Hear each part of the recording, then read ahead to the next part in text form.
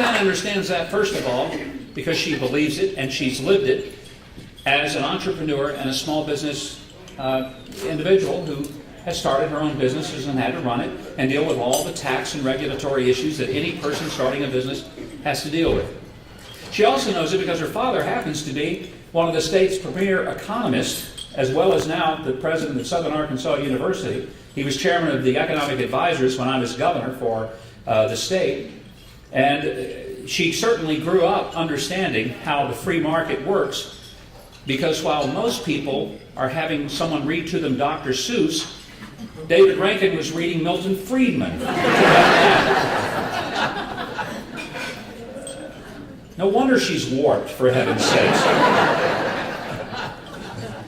Warped enough to run for Congress. That's warped. Now, I don't know why she wants to do this job, because it's got to be an unpleasant task to go to Washington and fight the machinery that's there. But if you've ever worked with her, and I have the distinction of having worked with her, I'm going to tell you now, she is fearless and she is faithful. Two qualities that you're going to want in a person who serves you in Congress. But I'm going to tell you, she's got some folks running for the same position in the primary. I want to remind you of something. Beth Ann didn't wait till this was an open seat to first say, I want that job. In fact, can I be honest with you? The reason it's an open seat is because Beth Ann scared the daylights out of the guy who's there to do it. And they can decide, you better give it up now because you wasn't going to get into the term. So I really believe that the person who has helped create the open seat makes the most sense to be the nominee to take the seat, because she already knows the issues. But I want to tell you another reason. Again, with all due respect to her opponents, and several of them have remarkable achievements, particularly in the military, which I salute, applaud, and appreciate. But we're talking about somebody who is going to represent the 4th District. Now, there have been a few geographical changes in the 4th District. It now goes up into part of Sebastian County, goes into a little bit of Pope County. But it'll be the first time that those areas will be represented. For the most part, the 4th District has historically been basically all of LA, Lower Arkansas.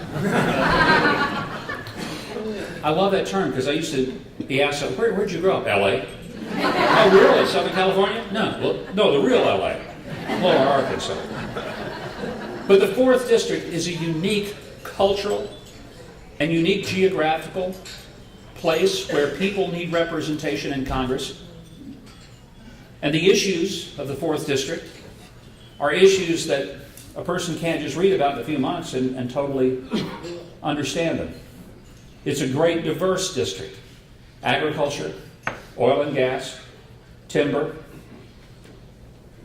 manufacturing, tourism, all are an integral part of what makes the economy of the 4th District grow.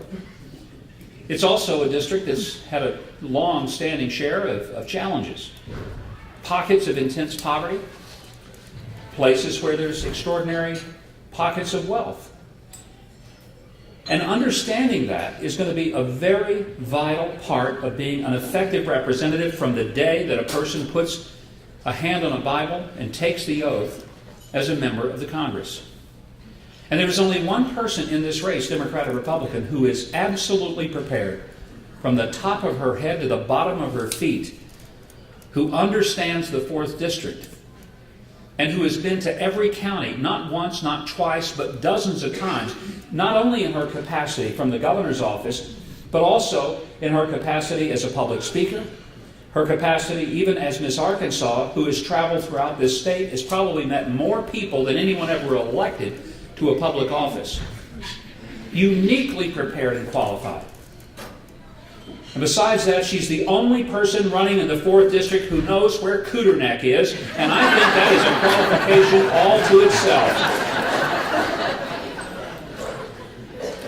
How many of you know where Cooter Neck is? Jim Heat knows. For those of you who don't, it's just outside of Fordyce down in Dallas County. Now, you've got to either have run for office or grown up in Calhoun County, or Dallas County rather, to know where Cooter Neck is. Beth Ann knows where Cooter Neck is. I want someone from the 4th District who knows where Cooter Neck is. But I want someone who understands the life and the culture of the people who make up this wonderful part of Arkansas. And she's the only person who can honestly, sincerely, and effectively make that claim. She'll work her heart out for you. She is not a person who parachuted into the district recently because she really wanted to be in Washington. She spent her whole life planted in the soil of the 4th District. She's grown here, developed here. She's blossomed here so that she could just parachute into Washington and do the work of the good soldier, of a person who has absolute bedrock conservative beliefs, and then get right back home to the 4th District, because this is where her home and her heart is. She'll do her job in Washington. She will live her life as she always has in the 4th District of Arkansas. And that ought to matter to the people who live here, who work here, and who want this district to be the best it can be. I'm very grateful for your being here today. I'm very grateful for your support, Beth Ann. I ask you to give to her campaign generously. She's going up against something that's tough. Extraordinary amounts of Washington, D.C. money. Now, why do you think the people who are the lobbyists on K Street and the Washington people are giving so much money to one of her opponents? Do you think it's because they know where Cooter Neck is? Do you think they care what happens in Jefferson County, or Garland County, or in Hot Spring County, or in Miller County, or Hempstead County, or Nevada County? Do you think they truly have ever been to the Tomato Festival in Warren and entered into the tomato eating contest? Beth Ann has. She didn't win. She did not understand that when you enter the tomato eating contest, you're not supposed to eat it daintily. That's why she has never won that, and I always did every year. An enormous amount of funds are coming to get Beth Ann defeated and to have someone who is really connected to D.C. I think you deep down know that you'd rather have somebody connected to you than someone connected to the powerful special interest of Washington. That's the person you need to select, Beth Ann Rankin. She needs your prayers, but if that's all you do, make it because that's all you can do. If you can put up a yard sign, get one and put it in your yard. If someone takes it down, get another one. You should put it up because your real estate property values will increase dramatically with a Beth Ann Rankin sign in the yard. By the way, I know you have paid nicely to come to this luncheon, and I thank you for that. But I would ask you sincerely, write the largest check you can to Beth Ann's campaign. Don't let the money who decides the 4th District congressperson be from people who don't live here. Let it be from the people who do, who care. And that would be you. And give generously to her. Whatever you can do today, do it today, and then continue to do all you can throughout the primary and the general election after she's the nominee, and takes it all the way to November. You know, I've often said, you may have heard me say this before, so if you have, you'll hear it again, but it's true. Throughout my life as an adult, I've raised a lot of money. Early in my adult life, it was mostly for missions and church things, and later it was a lot for politics and political candidates, and I continue to do that. And I always said when people say, well, you know, what's the difference between that life, you know, in the world of denominational life and church life and the world of politics? I said, well, you know, there's a lot of similarities. One of the things that's very similar is you always have to ask people for money. But the big difference is this.